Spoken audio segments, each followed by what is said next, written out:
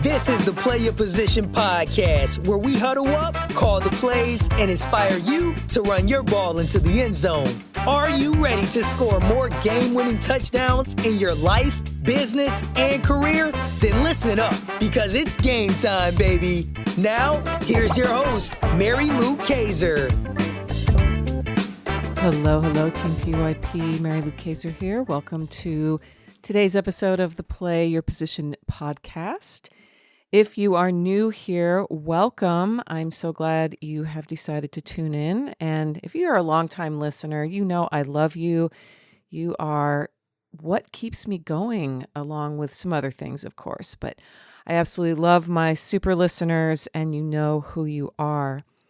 In today's episode, I am going to talk to you about something that came across my desk last year and got me thinking, as sometimes these little surprise things do. I saw a post on Instagram that caught my attention because of the way it was written. And I'm going to read it to you because it's really cool. And then I'm going to dive deeper into this concept of giving yourself 6 months, as the title of today's episode indicates. So without further ado, here is what I read. And if you type this into any of the search engines, you're going to find a gazillion different memes that have this message. And I think it's relevant to all of us who are practicing self-leadership and answering the call to leadership. You know, leadership is a two-way street. It's internal and it's also external. And if you've been a longtime listener, you know that the guests I have had conversations with over the last 10 years have, in one way or another, alluded to or outwardly talked about this truth about leadership, that it isn't just about who we're leading, right? Those people outside of us, whether it's a team at work or it's within our family unit or it's in our communities. Leadership is not just about those others. It really starts from within. And that's one of the reasons why I was drawn to this particular message. I believe that if we don't take the time to be honest, like radically honest with ourselves, take the time to care for ourselves first before we go out into the world, air quotes around the world, whatever that looks like for you, we are doing ourselves and the world a disservice. It's got to start with us. And for some people, they think, oh, well, that sounds so selfish. And actually it is, but not in a way of like hoarding resources or not thinking of others. We can actually think more effectively about others when we think about ourselves first. So, okay, let me read this to you. Give yourself 6 months. Take care of your body, mind, and soul. Give yourself 6 months to get into the habit of practicing radical self-care, self-love, and honesty. Delete the apps. Block the numbers. Wake up earlier. Get dressed up even though you're not going anywhere. Eat healthier, journal, have spa days, and exercise. This is your only life. Do what you can to love and enjoy every aspect of it.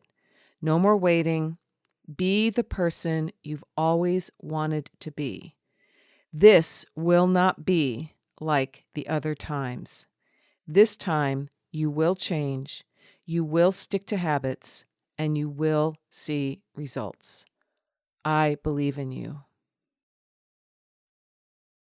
So team, I want that to sink in for a minute, okay?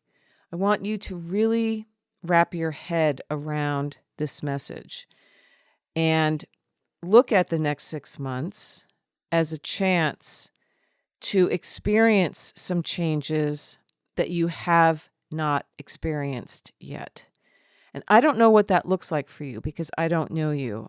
I can't say that one thing is better than another, because one thing isn't necessarily better than another. Each of us has to decide for ourselves, what does self-care look like? For some people, it's the weekly mani-pedi. Okay, that's a stereotype now, a cliche about self-care.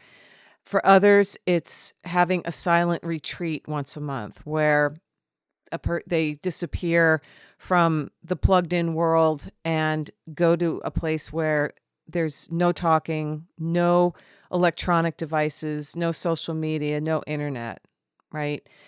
And then everything in between. Everything in between. It could be as simple as choosing to have dinner as a family once a month because everybody's going every which way. And that's the reality for a lot of people today, especially people who have children at home, and children are engaged in activities, and children are also these days really attached to their devices.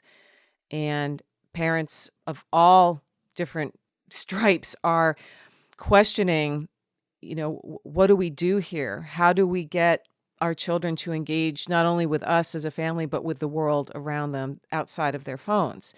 So, this is a big leadership challenge for everybody, not just people that have children at home. My children are launched. They're on their own. And I just had an opportunity to spend some time with each of my children individually.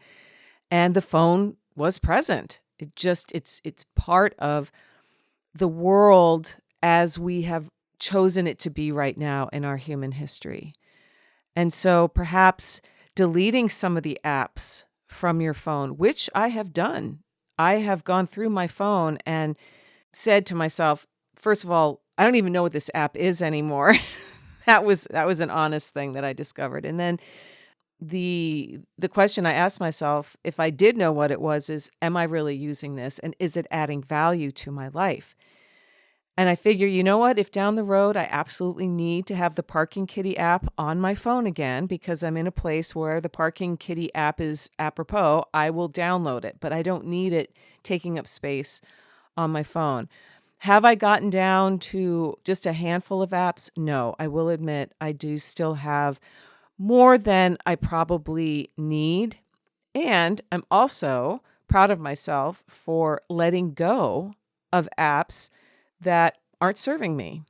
For example, I don't have the Facebook app on my phone.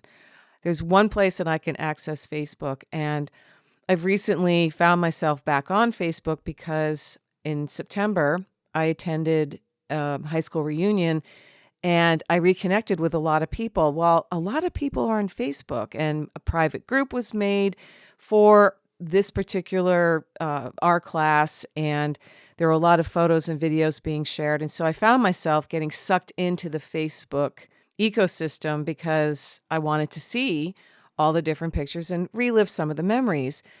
But we're now almost a month out from that event. And when I've gone onto Facebook, I realize it's just not serving me the way that other things in my life do. And it's not that I have anything against Facebook. It's just I am actively choosing not to have that particular app at my fingertips because, listen, it's just too easy to poke an app when you've got 5 minutes waiting for someone or you're in the lobby waiting to be called for an appointment. I notice now when I travel, I'm in the airport, everybody's on their phone. Everybody is on their phone, bowing to the phone. It's been happening for a while, but now it seems like it's near 100% of us are looking at our phones when, we're in the waiting area of any place. And I'm not down on the phone. The phone is an amazing invention and has brought a lot of good things. I also know that the law of polarity suggests that for everything that's good, there's also things that are bad. And again, it's a personal choice. It's part of when you're looking ahead to your life over the next 6 months, perhaps your relationship to your phone is something you're going to want to address. Maybe it's your health. Maybe it's a big goal that you've been dancing around, but haven't really put the time and energy into it because you've allowed yourself to think other things are more important. You will come up with something. The thing ultimately, team, is when it comes to answering the call to leadership of our lives, that I think is the most important call that we answer in our lives. When we say, yes, I am going to live intentionally, I am going to consistently develop myself, never allow myself to become complacent, never allow myself to, how shall I say this, drift away from my core values. And should that happen, we're all human, right? I will be quick to work through what happened, take the lessons from it, and forgive myself at whatever level I need to do that and move forward. That's the key. Too often, when we make a mistake, when we fall from how we see ourselves, and sometimes that happens on the ascent towards a big vision and a big dream. You know, something doesn't work out. A person that we thought was going to be instrumental in helping us get to that level doesn't come through. There's a gazillion different ways that we can be disappointed, make mistakes, lose sight of where we're headed. And when that happens, the key is to practice this radical self-care, to come back to why you're doing this in the first place. All right. So give yourself 6 months to take care of your body, mind, and soul. Give yourself 6 months to get into the habit of practicing radical honesty, self-care, and self-love. Delete the apps, block the numbers, wake up earlier. Get dressed up even though you're not going anywhere. Eat healthier, journal, have spa days, and exercise. This is your only life. Do what you can to love and enjoy every aspect of it. No more waiting. Be the person you've always wanted to be. This will not be like the other times. This time you will change, you will stick to habits, and you will see results. I believe in you. Take that belief from me into your day, into the next 6 months. See what you really want to come to fruition as we wind down another year. 2024 is quickly coming to a close, and open up a new year. I'm a person who believes in potential and possibility, and I live my life from that space. I look back over the last 6 months, and I really am amazed at what I achieved because I committed to giving myself 6 months. I did write an extended blog post about this. You can read it over at my sister site, MaryLouKaiser.com, and I'll put a link to that particular post in the show notes. Some of the highlights, some of the things that came about because I chose to focus on radical honesty, self-love, and self-care. And I'm sharing these things not because I'm bragging, but to point out that when we get clear about what it is we want, and then we take action accordingly, you really do amaze yourself when you look back. And 6 months doesn't seem like a lot of time in the course of a lifetime. And yet when you're going through it, sometimes it feels like forever, right? That's that paradox. So in the last 6 months, I published my 6th book in June, The River Only Runs One Way. I'll put a link to that in the show notes as well. I enrolled in and completed a 10-week course about energy work and healing a broken heart because last spring my heart broke, and it was, I went through some pretty deep grief. If any of you have gone through heartbreak and grief, you know it can completely consume you. And we have to work extra hard to focus on not what was done to us or, what the cause of the heartbreak, but asking ourselves, how can we move forward? How can we become stronger? And so I found a course, a 10-week course that just, it was phenomenal. It helped me do that. I transformed my dad's old shed into a really cute sleeping bunkhouse, kind of like what you'd see on HGTV. I was very proud of that. And I know that if he were still here, he would just be amazed at the transformation. I hired a coach to guide me through the process of creating a tabletop board game that I will be pitching to companies soon and will be on the shelves in stores in 2025 and beyond. That's one of my big goals, so stay tuned for that.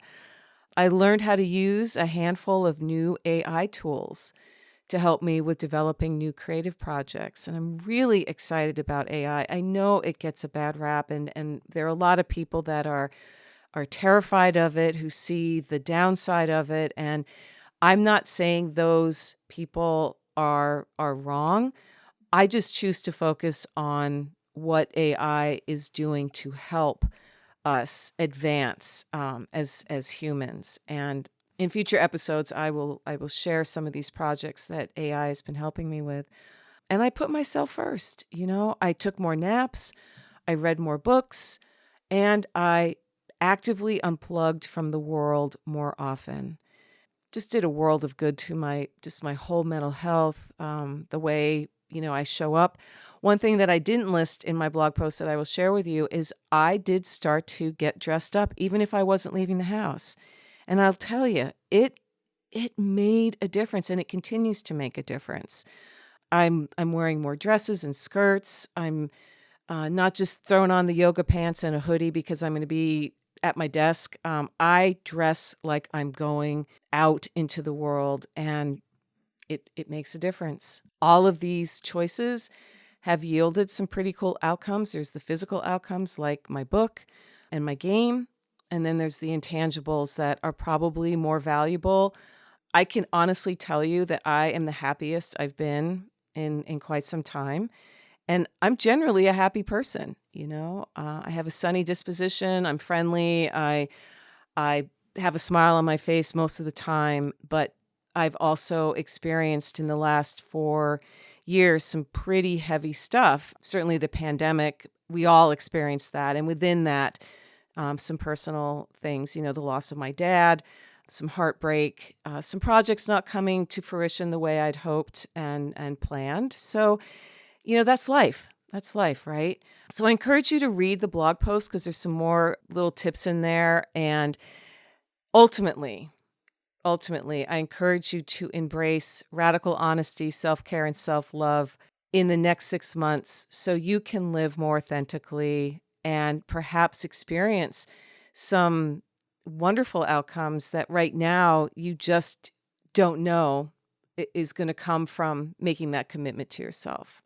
And that's my message for today. I've got some new interviews lined up for later this fall, so stay tuned for those. But in the meantime, team,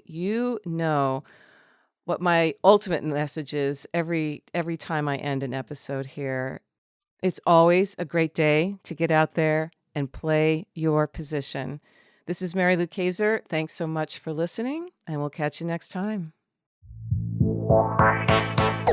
Got a great key offensive strategy you like to share? Write to us at coach@pyppodcast.com or on Twitter, use #PYP and let us know how you're running your ball into the end zone for those game-winning touchdowns.